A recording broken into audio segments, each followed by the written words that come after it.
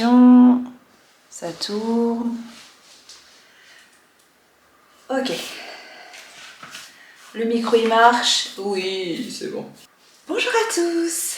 Alors, je vous retrouve aujourd'hui dans la chambre de ma fille. Ceci n'est pas un hasard, ceci est fait exprès, car aujourd'hui nous allons parler du rangement de la chambre des enfants.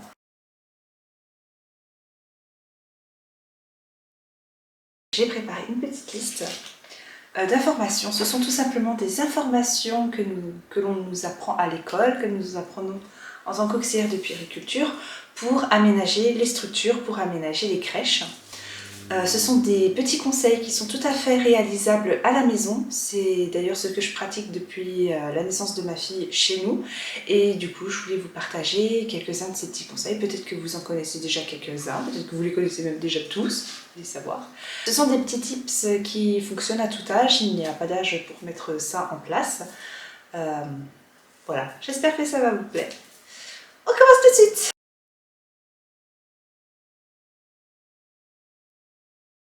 Pourquoi est-ce qu'il faut ranger la chambre de votre enfant? Pourquoi est-ce que l'enfant a besoin que sa chambre soit en ordre? C'est très important. Un enfant a besoin que sa chambre soit en ordre, tout simplement, pas que sa chambre, d'ailleurs son univers. Pourquoi? Parce que l'enfant a besoin d'ordre. Un enfant a besoin de stabilité, un enfant a besoin de rituel, un enfant a besoin de répétition.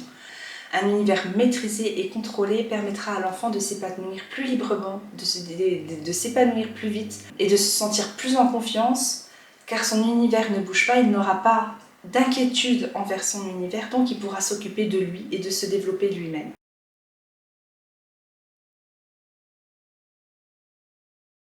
En tout premier lieu, nous allons parler de la conception de la chambre. Si vous arrivez dans un nouveau lieu, si votre bébé est en train de naître, que vous êtes en pleine réflexion pour la chambre, je vais vous donner déjà deux petits tuyaux pour vous aider à y voir un petit peu plus clair. Donc tout ce qui est mur, tout ce qui est sol, essayez de privilégier des couleurs unies ou de ne pas trop barioler les murs, si je puis dire. Ne prenez pas un papier, pas un motif sur toute la chambre, ne prenez pas quelque chose de plein de cadres, de trucs, de bidules, tout partout, partout, partout, partout.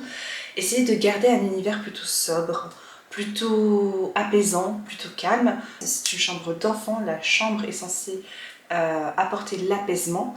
Donc, vaut mieux que les murs et les sols ne soient pas trop chargés et que ce soit les objets que vous sortez ponctuellement sur ces zones qui soient, eux, attractifs et qui mettent l'enfant en éveil.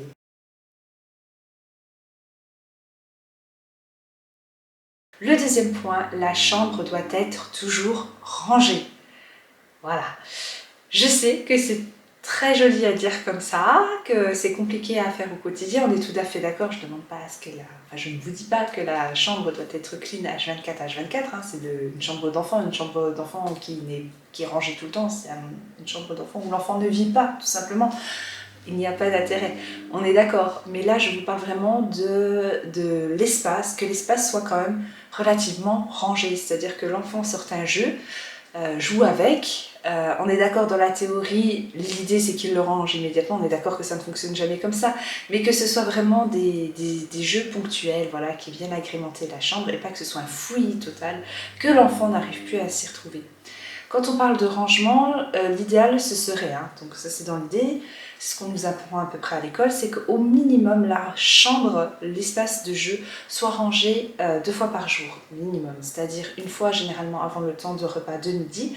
Donc là généralement vous pouvez très bien le faire avec l'enfant, ça dépend les âges, ça dépend les enfants, mais il y en a qui sont plus ou moins réceptifs à vous aider. Mais sinon vraiment l'idée est que avant le repas, vous disiez à l'enfant « Allez, on va manger, tu viens ranger ta chambre et puis après on y va ». Voilà, pareil, avant l'endormissement, l'enfant ne peut pas s'endormir si la chambre est en caillon, voilà, comme on dit chez moi. Donc vraiment, l'idée c'est de ranger la chambre avant de s'endormir pour que l'espace soit net, pour que l'espace soit clair, pour que l'enfant ne soit pas attisé par les jeux qui se trouvent à ce moment-là à sa proximité.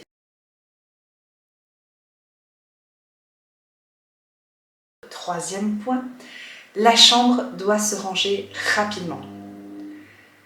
On va dire qu'en à peu près, allez, grand max 15 minutes, votre pièce doit être rangée. Vous devez pouvoir ranger votre pièce à peu près en 15 minutes. C'est le temps maximum parce que tout simplement, si vous mettez beaucoup plus de temps, c'est qu'il y a énormément de jouets dans la pièce.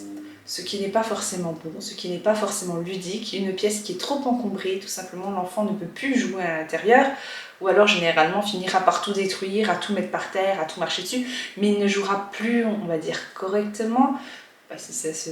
Voilà, ça voilà, mais il ne pourra plus jouer vraiment avec l'objet. Il jouera avec le bazar, mais il ne jouera plus avec l'objet. Donc il faut vraiment que ce soit que quelques jeux qui soient sortis par jour et pas la totalité de la chambre de l'enfant qui soit à sa disposition.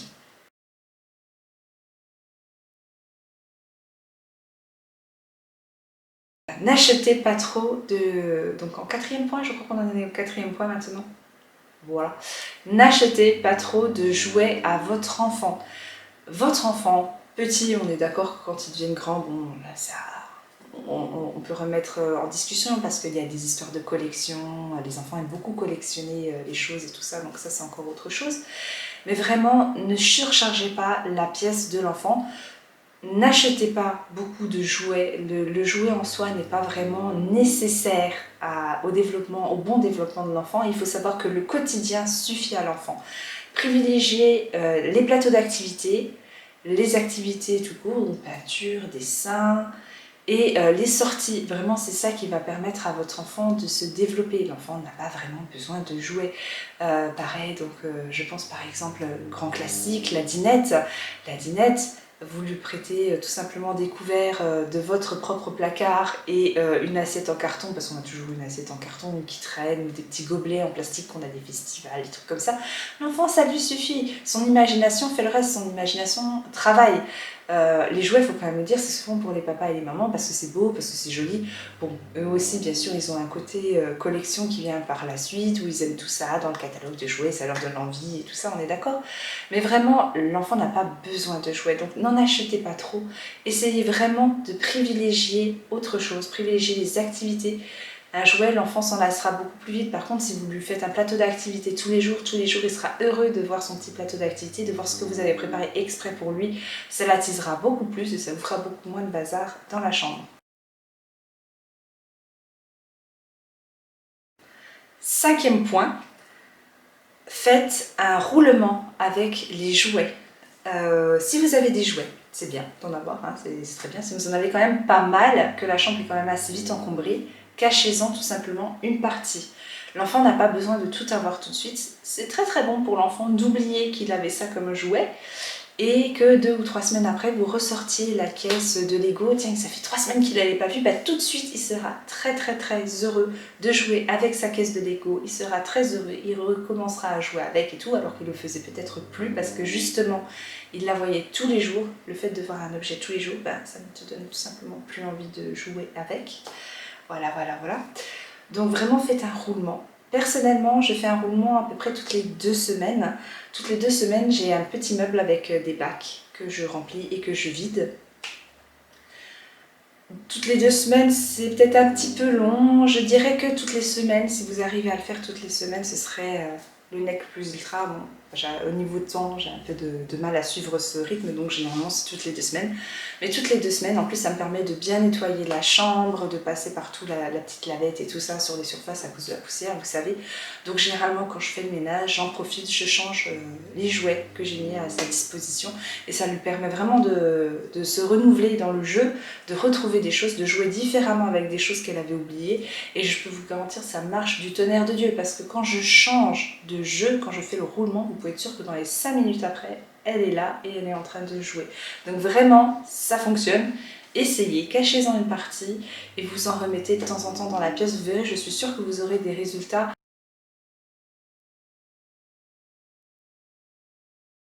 Sixième point, rangez correctement les jouets. Alors ça c'est pareil, c'est encore un autre exercice pour papa et maman en général, pour les enfants aussi certes, mais on est très tenté de prendre un énorme bac et de mettre tous les jouets dedans. Vous savez le fameux coffre à jouets quand on était petit, tout simplement, ça faisait beaucoup, enfin moi quand j'étais petite je sais que j'en avais un, tous mes jouets qu'on savait pas où mettre, hop ça allait dans le coffre à jouets et c'était bon, c'était rangé.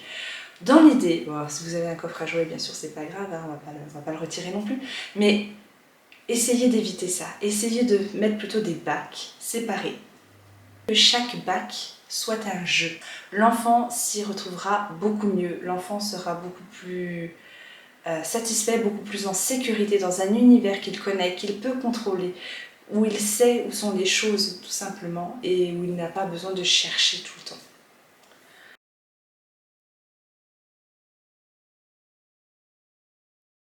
Huitième point, votre enfant doit être capable de ranger sa chambre seul. On est d'accord, vous allez l'aider, c'est pas ça que je veux dire. Ce que je veux dire, c'est que tous les jouets qu'il peut prendre doivent être à sa hauteur, tout simplement pour pouvoir le ranger après et lui permettre de contrôler son univers et de bien jouer avec le jouet. Et de ne pas essayer aussi d'attraper quelque chose, parce que si vous mettez le garage un petit peu, par exemple, je sais rien, sur une commode, en vous disant « oh, on va pas le sortir aujourd'hui, je vais le mettre sur la commode », mais que lui, il a envie de jouer avec le garage, je peux vous assurer que très tôt, il va essayer de trouver un moyen. On est d'accord quand il commence à bouger, mais il va trouver un moyen pour monter au-dessus de la commode pour faire descendre le garage.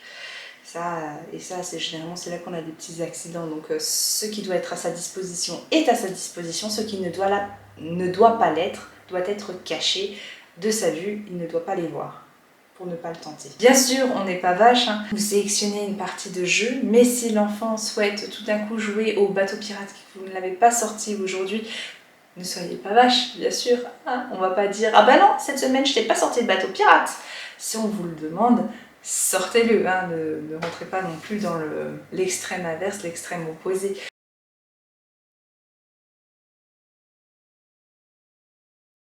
Ne changez pas trop rapidement les jouets.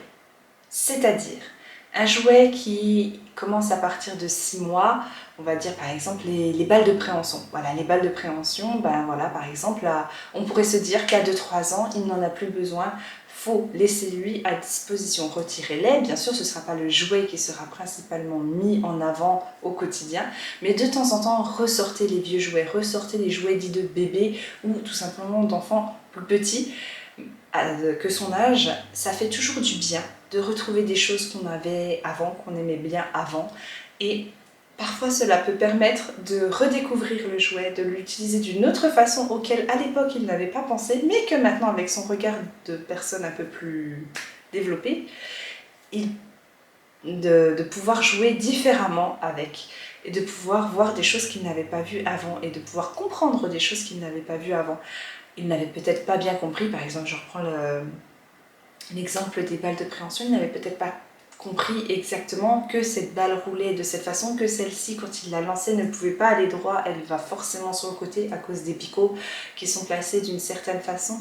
Vous voyez ce que je veux dire? L'enfant vraiment se développe au quotidien et ça lui fait vraiment plaisir de retrouver des choses qu'il n'avait pas vues depuis longtemps et de découvrir de nouvelles choses, parce que chaque objet a vraiment, à chaque âge, de toute façon, il va découvrir de nouvelles fonctions, il va comprendre de nouvelles choses, et un jouet même dit de bébé pourra lui être utile plus tard.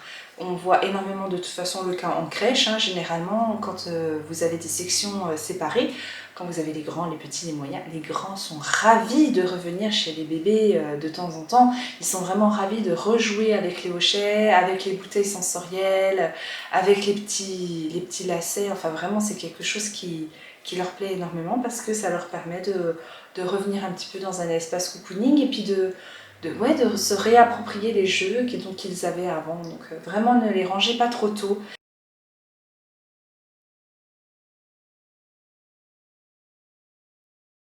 Autre point encore, mettez les jeux en scène.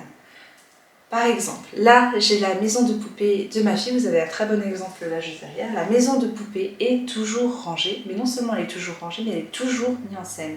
C'est-à-dire que la poupée, je vais la changer régulièrement de place. Des fois elle va faire dodo, là aujourd'hui elle est à la cuisine, elle boit un petit coup, des fois elle va prendre son bain. Et le fait de rien que de changer cette poupée de place, rien que de... Voilà, des fois elle va même aller aux toilettes faire caca, alors ça c'est le plus rigolo, tu vois. Quand l'enfant arrive et qu'il voit ça, l'enfant est vraiment heureux et tout de suite ça l'invite au jeu. Surtout dans les jeux d'imitation, c'est très important de bien disposer les affaires à l'intérieur et de mettre des mises en situation. Je m'explique un petit peu encore plus. Par exemple, si vous avez la cuisine, n'hésitez pas à mettre juste devant la cuisine une petite table avec la table de mise, quoi, les petits couverts, les petits verres, tout ça. Tout de suite, l'enfant va se dire « Ah tiens, je vais inviter quelqu'un à manger ». Voilà, tout ce qui est jeux d'imitation comme ça, l'établi, n'hésitez pas à laisser une petite plaque de polystyrène à couper avec la scie. Alors là bon d'accord, ça met le bazar, on est d'accord, mais ils ne peuvent pas résister à la plaque de polystyrène avec la scie posée sur l'établi, c'est impossible. Vous avez encore comme espace le docteur, pareil, si vous avez une trousse de docteur, n'hésitez pas à la mettre en situation, à mettre un bébé à côté qui a l'air malade, ou alors faire une petite tache au feutre sur le bébé. Oh regarde le bébé, il a un bobo, vite prends vite ta trousse, il faut le soigner. L'enfant ne résiste pas et ça lui permet vraiment de rejouer avec ses jouets tout simplement et de refaire des mises en situation. Et plus il deviendra grand, de toute façon vous avez juste à impulser ça et l'enfant après vous êtes tranquille pendant une demi-heure, je vous garantis, l'enfant découvre et voilà, on est d'accord, on reste à côté et on discute avec et on examine avec et on observe l'enfant toujours de toute façon. Surtout en crèche, hein. Mais vraiment l'enfant part lui-même dans son univers et vous invitera surtout à jouer. N'intervenez pas forcément d'ailleurs dans l'univers de l'enfance tant que vous n'y avez pas été invité, parce que des fois l'enfant a vraiment besoin d'être seul dans sa tête et seul dans son univers. Par contre s'il vous invite, mais rentrez-y avec plaisir, ça lui fera vraiment très plaisir.